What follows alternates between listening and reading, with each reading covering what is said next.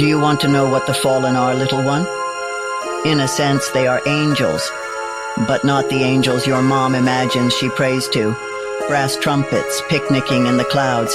In their true essence, they are great swirling engines of wing and blood, fiery eyes that peer around the corners between worlds. Dark, radiant things conjured from fresh battlefields.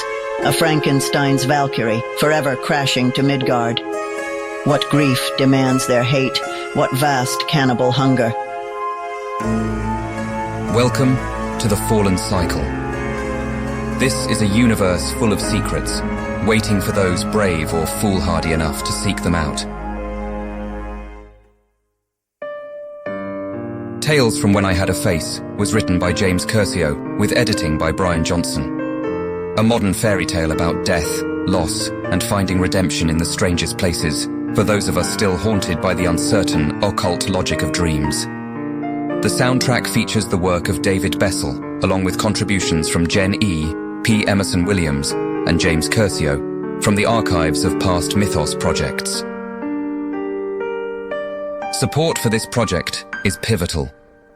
By becoming a patron at patreon.com/mythosmedia, that's MYTHOS Media, you enable us to make more content like this, and to be able to hire on more freelance artists in future works. You can also discover more about the myth-punk Fallen Cycle universe at fallencycle.com. This podcast contains adult themes and may induce psychosis. And now, this week's episode.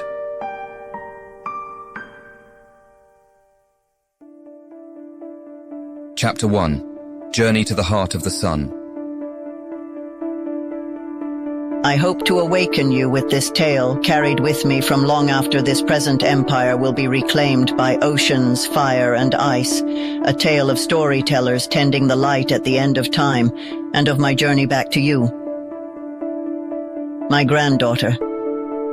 Peer between the cracks in your little fingers as you drift toward the blinding light at your own life's end, your heart shuddering offbeat triplets in its broken cage, to find the secret hiding behind the bloody thicket of every word you've heard. I am here to prepare you for this, the only secret. Everything old will one day be new again. Everything that is young is at the same time already dust. Most pass the tale one to the other, regurgitated mouth to mouth. They scamper on the backs of their ancestors, trying to get a leg up in the mad dash against unblinking oblivion. But there will be no final end for us who wait, sheltered from the guardians of the dark beyond by the flicker of this solitary candle. No final end for those of us who dwell past those borders, outside the raven's grasp. My tale begins many years ago, and yet it also happens again right now as I speak it. I lived then in the silence of winter, the long breath of endless night. Talk had reached even my ears of a war, waged far inland, and then, like flame rising from smoldering ruins, came revolution, then famine, then the trains. It made no difference to me who the soldiers saluted. All butchers, all thieves and rapists. Frightened young men turned into hungry ghosts with nothing left behind their eyes. My world was hidden from theirs, and I intended to keep it that way. You will learn this is how you must treat most people. I left little evidence of my existence, a snowshoe path over dunes of ice. Soon that faint trail would be blown beneath drifts, so not even a fox could catch my scent. Above the roiling fog, an owl perched in a parapet, bristling with pine needles, but even she didn't spot me. Those tracks led to a wall of yew trees. The baleful taiga stretched out beyond as far as the eye could see, save the hint of distant snow-capped mountains. There I was, caught for a moment in the light of dusk as I slipped between two birch trees, their mottled trunks encrusted and sparkling with rime. I stopped, my sides heaving. It was so cold that your breath would crystallize and dance in the air, and even for a skilled hunter with good snowshoes hewn straight and true, and warm skins 3 layers thick, the chill creeps into your bones. A thin line of smoke curled near the horizon like a mongrel dog chasing its own tail. Did it rise from another one of the ruined villages that sprawled ever eastward? Each day I found more of them. Homes made of cinder, bones transformed into smoke. The true tale was told through omission, for there was no one left to tell it. A love-worn doll, abandoned on the side of the trail, and the carefully placed mound of polished stones that came to rest nearby as if they had been carried downstream by the natural current of a brook and not a mother's hands, shaking in bereavement.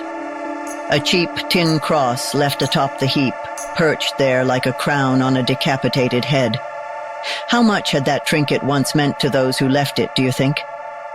Dust to dust. Further down the trail stood the remains of an abandoned chapel, the veil of a forgotten wedding gown hanging over the pews, spider web-like, and a single smear of black from pulpit to door. Out back, fresh, tilled earth. A rusted tractor standing vigil over a field of boots. Not the screaming, but the silence that follows. It goes on forever. The owl startled from her perch and took to the air.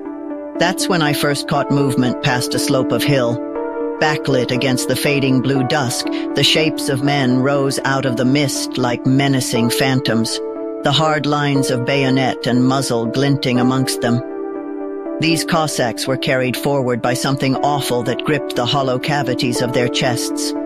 I tell you, they were possessed, to have found me as they did. And they must have been expert trackers as well, to have followed unseen for so long. The game was up. No hide and seek in the open, now just a flat-out bolt toward the cover of trackless forest and the mountains beyond. The owl flew ahead of my route, and I thanked her for silent speed. If I could but reach the tree line, I might escape. I could feel the heat of their breath and grasp of their gravelly hands with every thundering step, reaching out to press me down, suffocate me in the ice and dirt. Over my shoulder, I saw one of them take a pull of his vodka bottle with a hand wrapped in filthy linens as he stalked me through the brush. My feet were frozen bags of sand. The numbness spread, challenging the heat that rose as I pushed through drifts of snow and around jagged thorns and branches. A desperate flurry of feelings pressed me, that I should drop to the ground and slit my own throat, that I should beg for my life or feign madness. But a stronger instinct washed away that fire, replacing it with the cool certainty of muscles and air. I let it guide me, and sure enough the trees opened up, and then bunched together again to frame a kind of doorway, like an entrance into the earth itself. At first it seemed an archway made of shadow, a patch of trunk somehow many shades darker than the rest. The tree was of a sort I'd never seen before, gnarled like a bristlecone pine, an ancient, surly thing that grew every which way, especially those it shouldn't. A broken tree, a bent and useless tree, like this body you see before you now. Around the rim of that doorway were runes of some sort. An alphabet, speaking of a hidden world, not carved into the tree, but rather grown from the very flesh of its trunk, and the shadows it contained were not merely a darker shade of bark. Between its arms was a blackness you don't see in this world, absolute nothing. Out of that nothing spun stars, the vast expanse of cerulean twilight marked by alien constellations. Then I heard a train, like a mother crying out for her dead child. The ghostly locomotive wailed once and again, its dying echo silencing the night. I knew of no rails this far into the mountains, yet sure enough, I saw its headlight glimmer as it rounded a far-off snow-capped hill and then explode like a diamond. My terror was absolute. There wasn't even time for astonishment. I pulled leaves and brush out of the way as quickly as swollen fingers would allow. When I'd cleared the way, I didn't stop to think where this doorway led or what horrors might lie beyond. I leapt into that white, speckled void. All turned to light as I fell from the sky. My mouth opened in the final moment, a silent scream into the crackle of lightning and pounding of a heart as it struggled against the cold vastness of time, and the dark again closed in around me. When I thought I was lost forever in its cloak, something snagged me.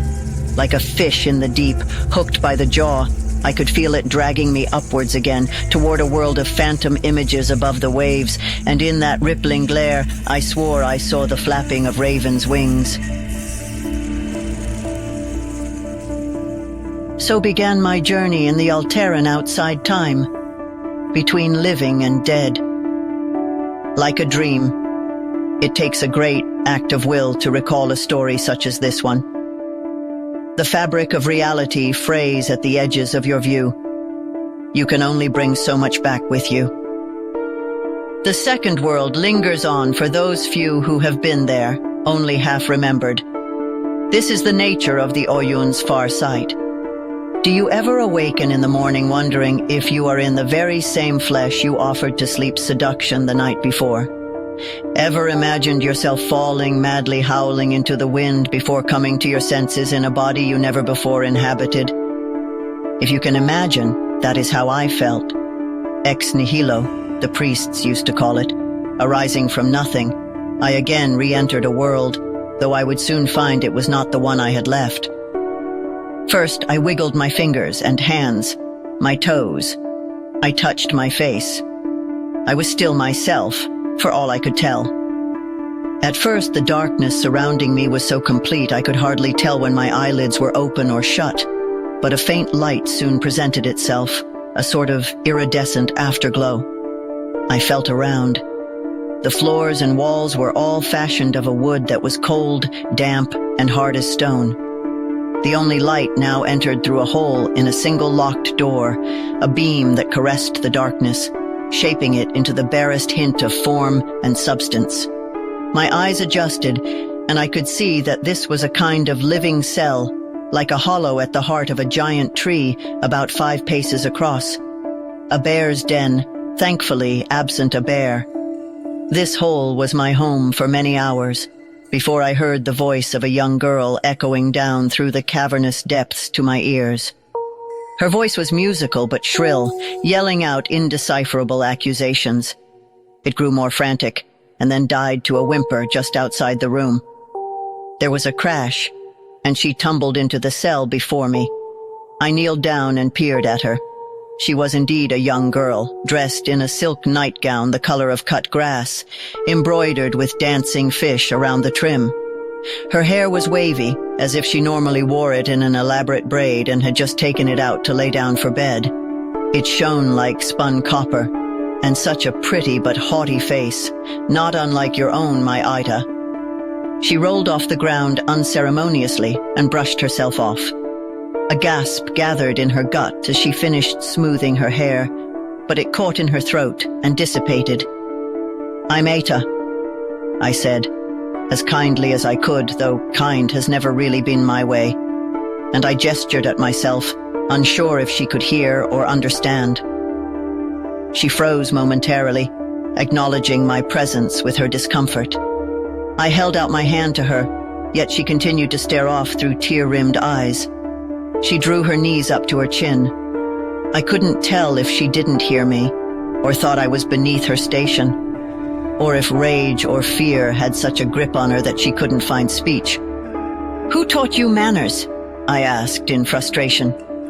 She finally looked my way and muttered a single word, which I took to be her name, and not in fact that of the person who had taught her manners. "Elena." I wondered if she was going to say more, but she didn't. I sat beside her and slid a little closer, as if I was approaching a feral kitten. She chewed on the corner of her mouth but made no other sound. "Can I ask, do you know where we are?" I ventured. "Ask all you want, but I cannot say," Elena replied. Her eyes held an impertinence, the practiced aloofness of an aristocrat, but I could tell by how her chest quickly rose and fell that she was afraid. "Why's that?" I asked, trying to keep her talking. "Because I don't know," she said. "I was sleeping in my bed. There was supposed to be a horse race tomorrow." She pondered, reconsidering. "Today, I guess, technically." I remember looking at the stars. They were so clear over the reach, after the early summer warmth cooked off the evening fog. She shook her head, a curtain of hair dancing across her shoulders. One was pulsing in the sky. a single blood-red star, calling to me from so far away. Calling to me, I thought. In particular, it was the strangest thing. I watched a while, and then went to sleep. Woke up bathed in its red light, and just darkness. I wasn't in my room anymore. There were strange sounds outside, and then I was here. Hush, I said. I had heard a sound outside the cell, a crash softened by long wooden hallways, and then footsteps, and the rustle of flowing robes. Through a round opening in the door, I saw wild women approaching, carried by their servants on turquoise and silver palanquins. They were a fearsome vision, living canvases of tattoos and paint, rendered barely human by the ash and vermilion of their makeup, their teeth sharpened, their bodies pierced and scarred with the shapes of snakes, coiled about and devouring one another. Every cult must have its cultists, after all. Now Elena took notice of their presence.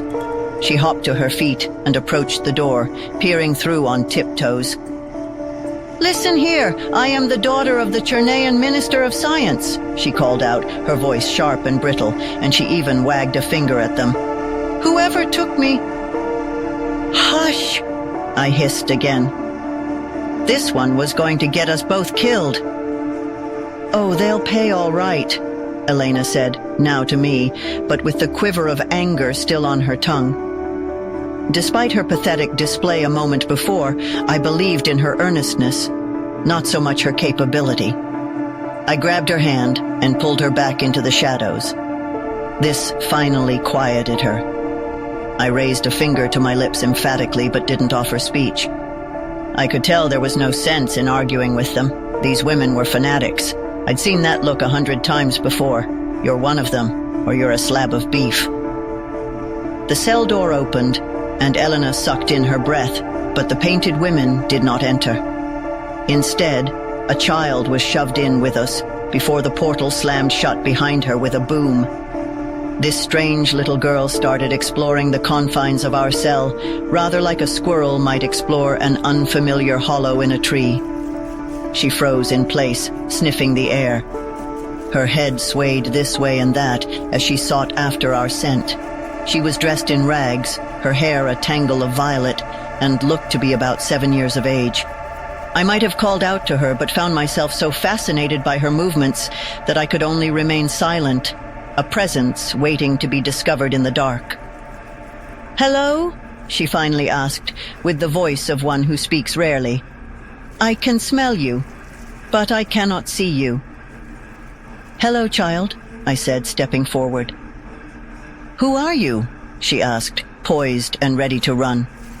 "I'm Eta," I said, pointing at myself, "and this is Elena." "We only just met," Elena added, not very helpfully. The girl lowered her head. Her shaggy hair covered most of her eyes. "I haven't got any name." Elena pursed her lips thoughtfully. "Well, we can't call you girl, can we?"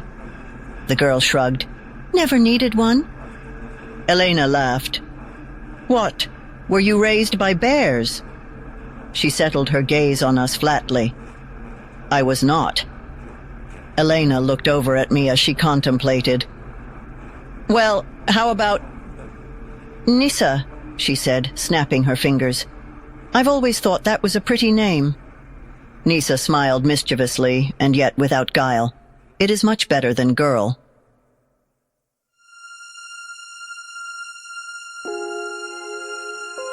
That's all for this week's episode.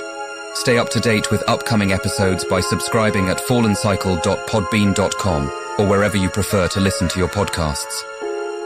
Check out the work of the contributing musicians. Those links and additional information is available in the text provided along with this episode. This audio edition was produced by James Kershaw, along with text-to-speech synthesis. A statement on the use of LLMs is available on our website for those curious about how we do and don't use these technologies. This podcast is Creative Commons 3.0, attribution, share and share alike, non-commercial use.